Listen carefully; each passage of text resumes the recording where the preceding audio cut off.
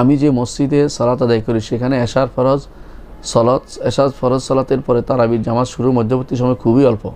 এই সময়ের মধ্যে আমি সুন্নত জিকির আজকার শেষ করে ঠিকমতো 2 রাকাত সুন্নত নামাজ শেষ করতে পারি না।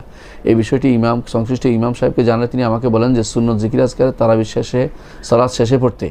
তিনি আরও বলেন যে সকল মুসল্লির স্বার্থে আমি যদি তা করি তবে কোনো সমস্যা নেই।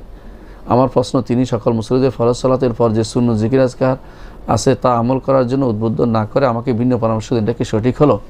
না ভাই, তিনি ভুল করেছেন। মনে রাখবেন, ফরজ সালাতের পরে জিকিরগুলোর মর্যাদা অনেক বেশি। এগুলো এই জন্য ঘরে গিয়ে করা যাবে না, এগুলো অন্য সময় করা যাবে না। যদি কেউ করে আদায় হতে পারে, এটা আলাদা কথা, কিন্তু নিয়ম হচ্ছে এগুলোকে ওই সময় করতে হয়। এই জিকিরগুলো যতক্ষণ পর্যন্ত শেষ না করবে ততক্ষণ পর্যন্ত অন্য কিছু করবেন না। এটা হচ্ছে নিয়ম। ইমাম সাহেব আপনাকে ভুল তথ্য দিয়েছে। আমাদের অনেকেই এই ভুলটা করে থাকি যে আমরা অনেক সময় জিকিরগুলো না করেই সুন্নতে দাঁড়িয়ে যাই। সুন্নত ঘরে পড়তে পারেন, অন্য জায়গায় পড়তে পারেন, কিন্তু জিকিরগুলো যে মজলিসে শেষ হয়েছে ওই মজলিসেই করতে হবে। মুহাম্মদ রাসূলুল্লাহ সাল্লাল্লাহু আলাইহি ওয়াসাল্লাম তিনি যখনই সালাত শেষ হতো তখনই তিনি এই জিকিরগুলো শেষ করতেন। এই জন্য জিকিরগুলো যতক্ষণ লাগে জিকিরগুলো আপনি শেষ করে তারপরে সুন্নাহ পড়বেন, মসজিদে পড়বেন বা ঘরে পড়বেন। আর যেহেতু জিকিরগুলো শেষ করার পরে আপনি সুন্নাহ পড়বেন, জিকিরগুলো পড়ে আপনি সুন্নাহ পড়বেন, তারপরে বিতির পড়বেন, তারপরে তারাবি পড়বেন এবং বিতির পড়বেন। মনে রাখবেন, এই জিকিরগুলোর পরে সুন্নাহ পড়াটা গুরুত্বপূর্ণ।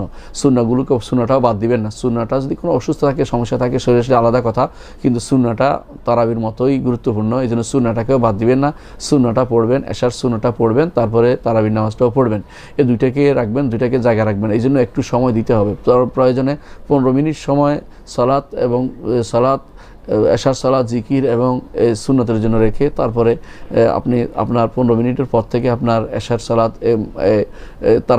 তারাবির সালাত শুরু হবে, এটা আপনি ঘোষণা দিতে পারেন। এটাই নিয়ম করা উচিত। তাতে করে মানুষের মধ্যে জানা থাকবে, মানুষ সেই অনুসারে আসবে এবং কেউ মানুষের দিকে তাকিয়ে আপনি আল্লাহর নির্দেশকে, রাসূলুল্লাহ সাল্লাল্লাহু আলাইহি ওয়াসাল্লামের সুন্নাতকে খাটো করে দেখার কোনো সুযোগ নাই। হ্যাঁ, মানুষের দিকে তাকিয়ে আপনি তাদের পাওয়ার ব্যবস্থাপনা করবেন, কিন্তু তাই বলে তাড়াতাড়ি করবেন কাউকে বাদ দেওয়ার জন্য বা কোনো কিছু বাদ দেওয়ার জন্য বা সুন্নতকে তার জায়গা থেকে স্থানান্তর করার জন্য, সেটা ঠিক হবে না।